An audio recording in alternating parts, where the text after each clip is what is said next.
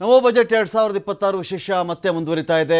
ಉದ್ಯೋಗ ಸೃಷ್ಟಿಗೆ ಈ ಬಾರಿ ಹೆಚ್ಚಿನ ಆದ್ಯತೆಯನ್ನು ಕೊಡಲಾಗಿದೆ ಅಂತ ಹೇಳಿ ಅನೌನ್ಸ್ ಮಾಡಲಾಗಿದೆ. ಇಲ್ಲಿ 7% ಆರ್ಥಿಕ ಪ್ರಗತಿ ದರ ಕೂಡ ಏರಿಕೆ ಆಗುತ್ತೆ ಅಂತ ಅವರು ಹೇಳ್ತಾ ಇದ್ದಾರೆ. ಒಂದು ಕಡೆ ಇದೀಗ ಈ ಒಂದು ಬಜೆಟಲ್ಲಿ ಏನು ಸಿಗ್ತಿದೆಯಪ್ಪ ಅಂತ ಬಂದಾಗ ಮೊಟ್ಟ ಮೊದಲಿಗೆ ಷೇರು ಮಾರುಕಟ್ಟೆ ಒಂದು ರಿಯಾಕ್ಷನ್ ಕೊಡ್ತಾ ಇದೆ. ಇದಕ್ಕೆ ನೂರಾರು ಅಂಕಗಳು ಪತನ ಆಗಿಬಿಟ್ಟಿದೆ. ಷೇರು ಮಾರುಕಟ್ಟೆಯಲ್ಲಿ ಚಿನ್ನ ಬೆಳ್ಳಿಯಲ್ಲಿಯೂ ಕೂಡ ದೊಡ್ಡ ಮಟ್ಟದ ಒಂದು ಇಳಿಕೆ ಆಗ್ತಾ ಇದೆ. ಸಾಮಾನ್ಯವಾಗಿ ಷೇರು ಮಾರ್ಕೆಟ್ ಇಳಿದಾಗ ಏನಾಗುತ್ತೆ, ಚಿನ್ನ ಬೆಳ್ಳಿ ಮಾರ್ಕೆಟ್ ಜಾಸ್ತಿ ಆಗಿಬಿಡುತ್ತೆ. ಆದರೆ ಇಲ್ಲೇನಾಗ್ತಾ ಇದೆ, ಷೇರು ಮಾರುಕಟ್ಟೆ ಇಳಿಯುವುದರ ಜೊತೆಗೆ ಚಿನ್ನ ಬೆಳ್ಳಿ ಮಾರ್ಕೆಟ್ ಕೂಡ ಒಂದು ಕಡೆ ಇಳಿತಾ ಇದೆ.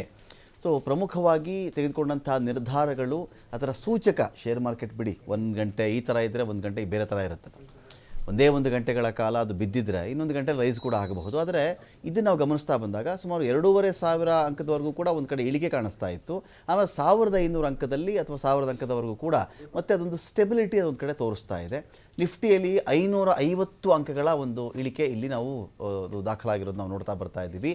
ಷೇರು ಮಾರುಕಟ್ಟೆ ಒಂದು ಅಲ್ಲೋಲ ಕಲ್ಲೋಲವಂತೂ ಆಗಿದೆ ಇವತ್ತಿಗೆ. ಷೇರು ಮಾರುಕಟ್ಟೆನೇ ಎಲ್ಲ ತೀರ್ಮಾನನ ಅಲ್ಲ, ಶೇರ್ ಮಾರ್ಕೆಟ್ ಹಾಗೇನೆ ಅದು ಹತ್ತುತ್ತಾ ಇರುತ್ತೆ, ಇಳಿತಾ ಇರುತ್ತೆ. ಇದರಾಚೆಗಿನ ಒಂದು ಕ್ರಮಗಳು, ಯೋಜನೆಗಳು, ಕರೆಕ್ಟಿವ್ ಮೆಷರ್ಸು ಏನಿದೆ ಅದು ಕೂಡ ಒಂದು ಇಂಪಾರ್ಟೆಂಟ್ ಆಗುತ್ತೆ. ಇಲ್ಲಿ 350ಕ್ಕಿಂತ ಹೆಚ್ಚಿನ ಸುಧಾರಣಾ ಕ್ರಮ ನಾವು ಮಾಡ್ತೀವಿ, ಜಗತ್ತಿನ ನಂಬರ್ 1 ಅರ್ಥವ್ಯವಸ್ಥೆ ಗುರಿ ನಮ್ಮದಿದೆ ಅಂತ ಕೂಡ ನಿರ್ಮಲಾ ಸೀತಾರಾಮನ್ ಅವರು ಅನೌನ್ಸ್ ಮಾಡಿದ್ದಾರೆ. 3 ಕರ್ತವ್ಯಗಳ ಬಗ್ಗೆ ಸಚಿವೆ ನಿರ್ಮಲಾ ಸೀತಾರಾಮನ್ ಉಲ್ಲೇಖ ಮಾಡಿದ್ರು. ಒಂದು ಆರ್ಥಿಕ ಪ್ರಗತಿ, ಜನರ ನಿರೀಕ್ಷೆ ಈಡೇರಿಕೆ, ಸಬ್ಕಾ ಸಾಥ್ ಸಬ್ಕಾ ವಿಕಾಸ್, ಈ ಒಂದು ವಿಚಾರವನ್ನು ಅವರು ಹೇಳಿದ್ದಾರೆ. ಸೆಮಿ ಕಂಡಕ್ಟರ್ ವಲಯಕ್ಕೂ ಕೂಡ ಒಂದು ಕಡೆ ಆದ್ಯತೆ ಕೊಡುವುದಾಗಿ ಅವರು ಇಲ್ಲಿ ಅನೌನ್ಸ್ ಮಾಡ್ತಾ ಇದ್ದಾರೆ. ಎಲ್ಲ ವಿಚಾರಕ್ಕೆ ಸಂಬಂಧಪಟ್ಟಂತೆ ಡಿಬೇಟಲ್ಲಿ ಪಾಲ್ಗೊಳ್ಳೋದಕ್ಕೆ ನಮ್ಮೊಂದಿಗೆ ರಘು ದೊಡ್ಡೇರಿ ಇದ್ದಾರೆ, ಕಾಂಗ್ರೆಸ್ನ ವಕ್ತಾರರು. ಸ್ವಾಗತ ರಘು ದೊಡ್ಡೇರಿ ನಿಮಗೆ. ನಮಸ್ಕಾರ ರಘು, ಈ ಬಜೆಟ್ ನಿಮ್ಮ ಅನಾಲಿಸಿಸ್ ಹೇಗಿರುತ್ತೆ ಇದ್ರ ಬಗ್ಗೆ? ಇಲ್ಲ ನೋಡಿ, ಯಾವಾಗಲೂ ಒಂದು ಬಡ್ಜೆಟ್ ಅಂದರೆ ಆ ದೇಶದ 1 ವರ್ಷದ ಮುಂದಿನ ದಿಕ್ಸೂಜಿ ಅಂತೇಳಿ ನಾವು ಸಾಮಾನ್ಯವಾಗಿ ಕರಿತೇವೆ. ಆದರೆ ದಿಕ್ಸೂಜಿನಲ್ಲಿ ತಾವು ಕಳೆದ ಸರಿಸುಮಾರು 1 ಗಂಟೆ 40 ನಿಮಿಷ ಏನು ಬಡ್ಜೆಟನ್ನು ಮಂಡನೆ ಮಾಡಿದ್ರು ಮೊನ್ನೆ ನಿರ್ಮಲಾ ಸೀತಾರಾಮನ್ ಅವರು, ಆ ರೀತಿಯಾದಂಥ ಏನು ದೇಶದ ಅಭಿವೃದ್ಧಿಗೆ ಈಗಿನ ಪರಿಸ್ಥಿತಿಯಲ್ಲಿ ಅವಶ್ಯಕತೆ ಇರತಕ್ಕಂಥ MSME ಮತ್ತು ಅಗ್ರಿಕಲ್ಚರ್ ಸೆಕ್ಟರ್, ಎಂಪ್ಲಾಯ್ಮೆಂಟ್ ಜನರೇಷನ್, ಈ 3 ಕ್ರಿಯೆನೂ ಇಂಪಾರ್ಟೆಂಟ್ ಸೆಕ್ಟರಲ್ಲಿ ಯಾರಾದರೂ ಒಬ್ಬರು ಬೂಸ್ಟ್ ಮಾಡಿ, ಎಸ್ಪೆಷಲಿ ಇಂಡಸ್ಟ್ರಿಯಲೈಸ್ಡ್ ಸೆಕ್ಟರನ್ನು ನಾವು ಇಂಡಸ್ಟ್ರಿ ಸೆಕ್ಟರನ್ನು ಬೂಸ್ಟ್ ಮಾಡಬೇಕಾಗಿರ್ತಕ್ಕಂಥ ಸಂದಿಗ್ಧ ಪರಿಸ್ಥಿತಿನಲ್ಲಿ ಈಗ ನೀವು ಸೂಚ್ಯಂಕವನ್ನೇ ನೋಡಿದಿರಿ. ಸೂಚ್ಯಂಕನೇ ಎಂಟೈರ್ ವರ್ಷದಲ್ಲಿ, ಬಟ್ ಮೇಲ್ನೋಟಕ್ಕೆ ಒಂದು ಬಡ್ಜೆಟ್ ನಂತರ ಯಾವಾಗಲೂ ಒಂದು ಇಂಡಸ್ಟ್ರಿ ಒಂದು ರೆಸ್ಪಾನ್ಸ್ ಅನ್ನು ಕೊಡುತ್ತೆ. 500 ಸೂಚ್ಯಂಕ ಕೆಳಗಡೆ ಹೋಗಿದೆ ಅಂತಂದ್ರೆ ಆ ಸೂಚ್ಯಂಕ ತೀರ್ಮಾನ ಹೇಳ್ತಾ ಇದೆ ಈ ಬಡ್ಜೆಟ್ ಅಲ್ಲಿ ಏನು ಕಾಣ್ತಾ ಇಲ್ಲ. ಸೊ ಬಡ್ಜೆಟ್ ಅಲ್ಲಿ ಏನು ನಾವು ಹಳೆಯ ಕಾಲದಲ್ಲಿ ಏನು ಹೇಳ್ತಾ ಇದ್ವಿ, ಈ ಏನು ಚೊಂಬು ಅಂತ ಹೇಳಿ ಅದನ್ನ ಕಂಟಿನ್ಯೂ ಮಾಡಿದ್ದಾರೆ ಅಂತ ಹೇಳಿ. ಯಾಕೆ ನೀವು ಒಂದು ವಿಚಾರವನ್ನು ಹೇಳಿದ್ರಿ, ಒಂದು ಸೆಮಿ ಕಂಡಕ್ಟರ್ ವಿಚಾರ ಮಾತಾಡಿದ್ರಿ. ಆ ಸೆಮಿ ಕಂಡಕ್ಟರ್ ಅಲ್ಲಿ ಕೇಂದ್ರ ಸರ್ಕಾರ ಕಳೆದ ಒಂದು 5-6 ವರ್ಷದಲ್ಲಿ PL ಇದು ಫಸ್ಟ್ ಹೇಳಿದ್ರು ಮೇಕ್ ಇನ್ ಇಂಡಿಯಾ ತಂದ್ಬಿಡ್ತೀವಿ, ನಾವು 2 ಕೋಟಿ ಉದ್ಯೋಗ ಸೃಷ್ಟಿ ಮಾಡ್ತೀವಿ ಅಂದ್ರು. ಮೇಕ್ ಇನ್ ಇಂಡಿಯಾ ಬಗ್ಗೆ ಮಾತಾಡ್ತಾನೆ ಇಲ್ಲ, ಮೇಕ್ ಇನ್ ಇಂಡಿಯಾ ಸತ್ತೋಗಿದೆ. ಅದಾದ ನಂತರ ಆತ್ಮನಿರ್ಭರ ಭಾರತ, ಏನು ಬೇರೆ ಬೇರೆ ದೇಶದಲ್ಲಿ ಎಲ್ಲೂ ನಾವು ತರೋದು ಬೇಕಲ್ಲ, ನಾವೇ ಎಲ್ಲ ದೇಶಕ್ಕೆ ಎಕ್ಸ್ಪೋರ್ಟ್ ಮಾಡ್ತೀವಿ ಅಂತಂದ್ರು. ಈಗ 90% ಈಗಲೂ ಇಂಪೋರ್ಟ್ ಆಗ್ತಾ ಇದೆ, ಎಕ್ಸ್ಪೋರ್ಟ್ ಯಾವುದು ಆಗ್ತಾ ಇಲ್ಲ. ಅದು ಫೇಲ್ ಆಯಿತು. ನಂತರ ಹೊಸ ಸ್ಕೀಮ್ ಅಂತಂದ್ರು, PLI ಅಂತ ಹೇಳಿ ಇನ್ಸೆಂಟಿವ್ ಸ್ಕೀಮ್ಗಳನ್ನು 1,92,1.92 ಲ್ಯಾಕ್ ಕ್ರೋರ್ ನಾವು ಇಟ್ಟಿದ್ದೀವಿ ಅಂತ ಹೇಳಿದ್ರು. ಅದು ಇಲ್ಲಿವರೆಗೂ ಕೊಟ್ಟಿರ್ತಕ್ಕಂಥ 15 ಸೆಕ್ಟರಿಂದ 14 ಸೆಕ್ಟರಿಂದ ಕೊಟ್ಟಿರ್ತಕ್ಕಂಥ ಕೇವಲ 22,000 ಕೋಟಿ. ಅಂದ್ರೆ ಈಗ ಹೊಸದಾಗಿ 40,000 ಕೊಡ್ತೀವಿ ಅಂತ ಹೇಳ್ತಿದ್ದಾರೆ. ಅಂದ್ರೆ ನೀವು ಕಳೆದ 4 ವರ್ಷದಲ್ಲಿ 1,92,00,000 ಕೋಟಿಯನ್ನ ಹೊರಗಡೆ ಇಟ್ಟಾಗ ನೀವು ಖರ್ಚು ಮಾಡೋದೇ 22,000 ಕೋಟಿ. ಈಗ ಹೊಸದಾಗಿ ನೀವು ಸೆಮಿ ಕಂಡಕ್ಟರ್ ಕ್ಷೇತ್ರಕ್ಕೆ 40,000 ಕೋಟಿ ಕೊಡ್ತೀವಿ ಅಂತ ಹೇಳ್ತಿದ್ದೀರಿ. ಆದ್ರೆ ನಿಮ್ಗೆ ಕೊಟ್ಟಿರೋದೇ ಇನ್ನೂ ಖರ್ಚಾಗಿಲ್ಲಲ್ಲ.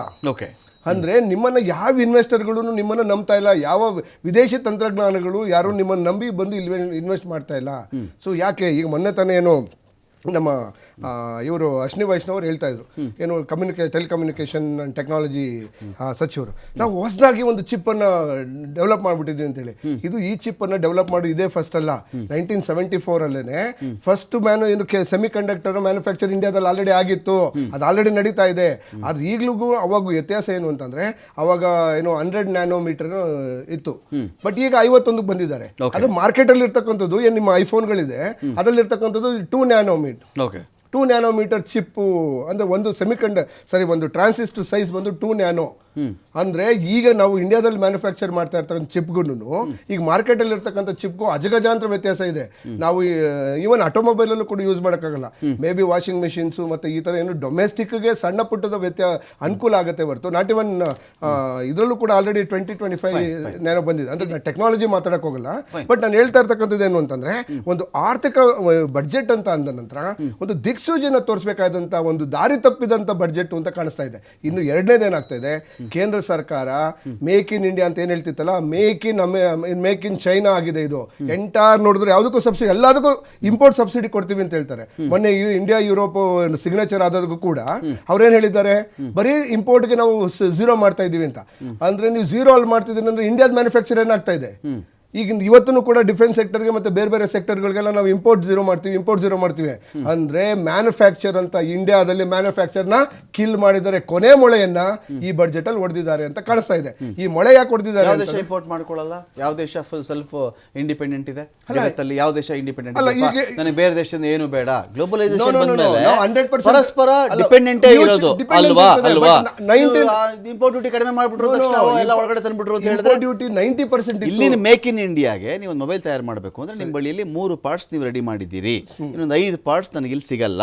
ಯಾಕಂದ್ರೆ ನನ್ನ ದೇಶದಲ್ಲಿ ಅದಕ್ಕೆ ಬೇಕಿರ್ತಕ್ಕಂಥ ಕಚ್ಚಾ ವಸ್ತು ಇಲ್ಲ, ಅದನ್ನ ಬೇರೆ ದೇಶದಿಂದ ತರಿಸ್ಕೊಳ್ಬೇಕು ಅಂದಾಗ ಆ ಇಂಪೋರ್ಟ್ ಡ್ಯೂಟಿ ಒಂದ್ ವೇಳೆ ಕಡಿಮೆ ಮಾಡಿದ್ರೆ ನಿಮ್ಗಿರೋ ಪ್ರಾಬ್ಲಮ್ ಏನು? ಆ ಇಂಪೋರ್ಟ್ ಡ್ಯೂಟಿ ಎಲ್ಲ ಮಾಡ್ತಾ ಇದ್ದಾರೆ ಇವರು.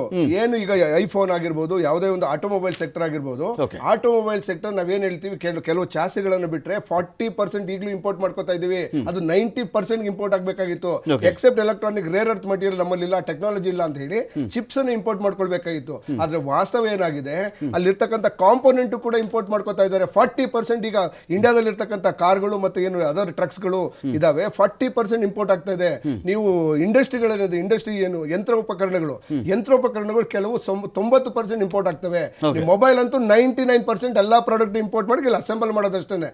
ತಮ್ಮ ನಾವೇನು ಐಫೋನ್ ಯೂಸ್ ಮಾಡ್ತೀವಿ, ಆ ಐಫೋನ್ 99% ಎಲ್ಲ ಇಂಪೋರ್ಟ್. ಇಂಡಿಯಾದಲ್ಲಿ ಒಂದು ಸಣ್ಣ ಕಾಂಪೋನೆಂಟ್ ಕವರ್ ಕೂಡ ಇಂಪೋರ್ಟ್ ಇದಾಗಲ್ಲ, ಮ್ಯಾನುಫ್ಯಾಕ್ಚರ್ ಆಗಲ್ಲ. ಇಲ್ಲಿ ಅದಷ್ಟು ರೆಡಿ ಆಗುತ್ತೆ, ಒಂದು ಬಾಕ್ಸ್ ಅಲ್ಲಿ ಬರ್ತದೆ, ಇಲ್ಲಿ ಬಂದು ಅಸೆಂಬಲ್ ಮಾಡ್ತೀವಿ. ನೀವು ನಿಮ್ ಕಾಲದಲ್ಲಿ ಅಸೆಂಬಲ್ ಕೂಡ ಇರ್ಲಿಲ್ವಲ್ಲ? ನಮ್ಮಲ್ಲಿ ಅಸೆಂಬಲ್ ಮಾಡಿಸ್ತಿಲ್ವಲ್ರಿ ನಿಮ್ ಕಾಲದಲ್ಲಿ? ಅದನ್ನ ಮಾಡಿಸ್ಬೇಕಾಗಿತ್ತು. ನಮ್ಮಲ್ಲಿ ಆಲ್ರೆಡಿ ಅಸೆಂಬಲ್ ಇತ್ತು. ನಮ್ಮಲ್ಲಿ ಇದ್ದಂತ ಪ್ರೈವೇಟ್ ಏನು ಪಬ್ಲಿಕ್ ಸೆಕ್ಟರ್ ಬ್ಯಾಂಕ್ ಅಂಡರ್ಟೇಕ್ಸ್ ಗಳೇನಿತ್ತು ಅದು ಆಲ್ರೆಡಿ ನಾವು ಮಾಡ್ತಾ ಇದ್ವಿ. ಈಗ HAL ಮುಚ್ಚಕ್ ಹೋದವ್ರು ಯಾರು? ಇವರೇನೆ. ಅದೇ ರೀತಿ ಏನು ಬೇರೆ ಬೇರೆ ಏನು ಪ್ರೈವೇಟ್ ಇದನ್ನ ಕೆಲವು ಪಬ್ಲಿಕ್ ಸೆಕ್ಟರ್ ಇನ್ಸ್ಟಿಟ್ಯೂಷನ್ಸ್ಗಳನ್ನ ಮಾರಿದವರು ಯಾರು? ಇವರೇನೆ. ಪಬ್ಲಿಕ್ ಸೆಕ್ಟರ್ ಯಾವಾಗಿರೋದಿಲ್ಲ, ಕಾರ್ಪೊರೇಟ್. ಈಗ ಅವ್ರೇನ್ ಮಾಡ್ತಾರೆ,